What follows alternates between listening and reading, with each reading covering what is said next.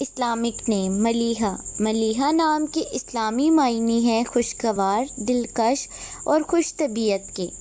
ملیحہ نام لڑکیوں کے ناموں میں شمار ہوتا ہے۔ ملیحہ نام کی ابتدائی تاریخ عربی زبان سے نکلتی ہے۔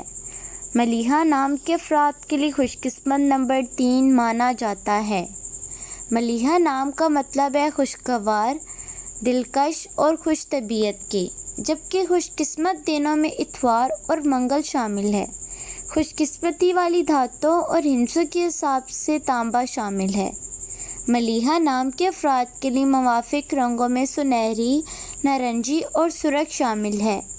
ملیحہ نام کے افراد کے لیے خوش قسمت پتھروں میں سبز قیمتی پتھر شامل ہے۔ Thanks watching my video. Subscribe my YouTube channel and watching my all new videos.